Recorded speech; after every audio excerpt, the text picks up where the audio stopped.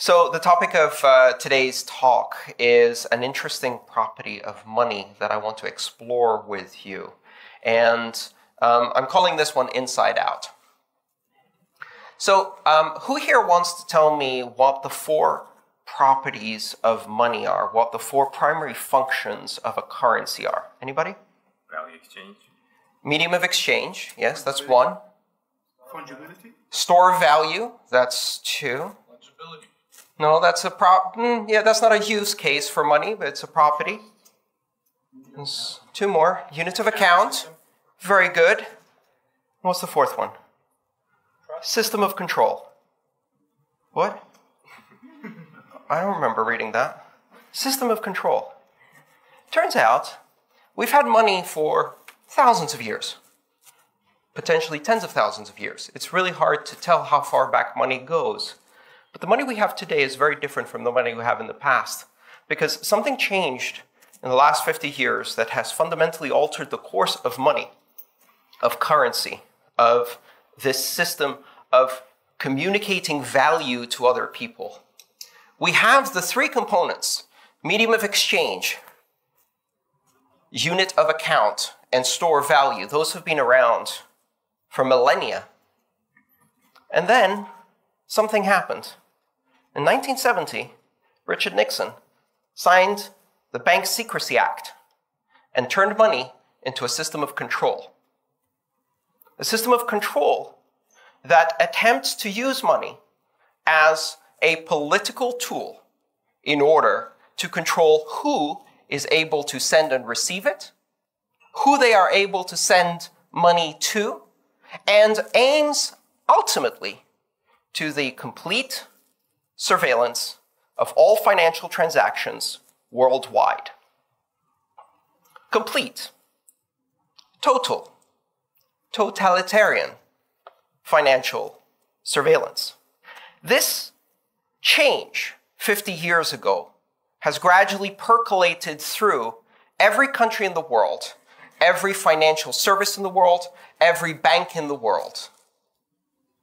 In 1970, Richard Nixon deputized the financial services field to turn them into a branch of law enforcement beyond borders, law enforcement beyond jurisdictions, and most importantly, law enforcement beyond due process, beyond political and democratic control, beyond recourse. A cop can confiscate your money. A judge can sign a warrant to freeze your accounts. And a bank can do both of those things without any authorization from anyone, and there's nothing you can do about it. And this applies worldwide. Money as a system of control supersedes all other functions of money. When money is turned into an enforcement tool, the other functions start getting eroded. It is no longer the best medium of exchange because its function as a medium of exchange is subordinate to its function as a system of law enforcement, a system of control. And at that point, the system of control aspect starts corrupting everything. We are now 25 years into the internet revolution.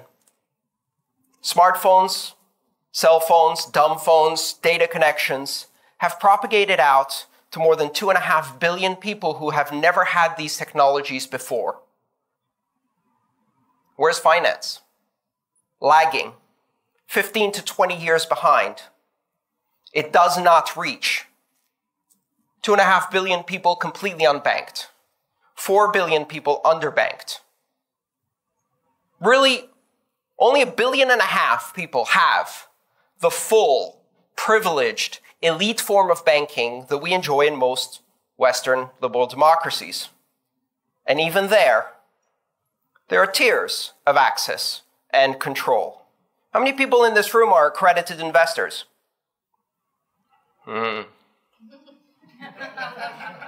What a lovely bunch. That puts you in the 1/10 of 1/10 of 1/10 percentile of the world. There are tiers within the financial system, some people who have better access, some people who have better recourse, and some people who have complete immunity. Some people can commit crimes against millions, robo-foreclosures, Libor fraud, rigging the gold markets, and no one will ever go to jail. Why? Because when money becomes a system of control, financial services companies become deputies in this system of enforcement and control. And as deputies, they get some perks. And one of the perks is they never go to jail. Well, with a few exceptions. There are some fundamental rules that always apply to our society. Bernie Madoff went to jail. He made the fundamental mistake of stealing from rich people. Don't do that. Foreclose on 10 million poor people. No problem. Create 3.5 million fake accounts in Wells Fargo? No problem. Lose 143 private records of individuals at Equifax?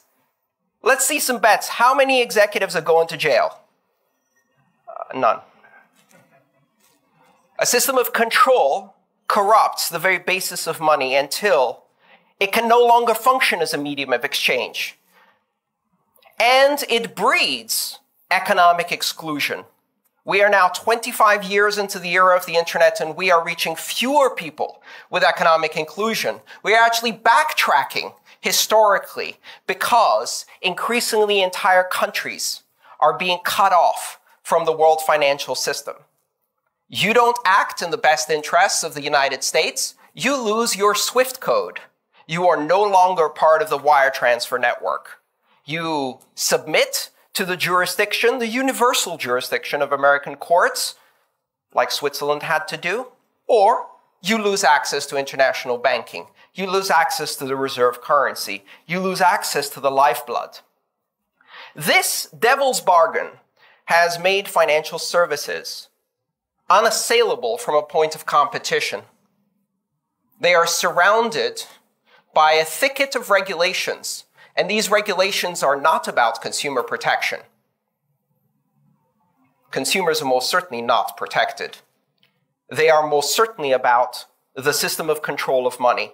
They are about the law enforcement and policy enforcement, and sometimes straight up politics enforcement that comes with money. Money does not flow freely. I have some bad news. Those gold bars surrounding the banks and protecting them from competition are a gilded cage. A cage that keeps them inside a system of regulation that prevents competition from the outside, but also prevents them from acting with innovation in free markets, expanding their business, unless they make all of that subordinate to a system of political control. Store of value no longer works. You cannot store value in a currency that can be confiscated at whim, frozen by any banker at any point in time. That is not a stable store of value.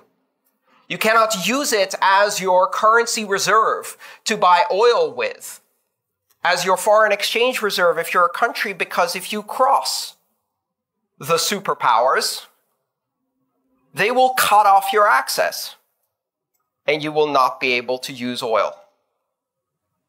You cannot use money as a medium of exchange if you cannot exchange it freely with whoever you want.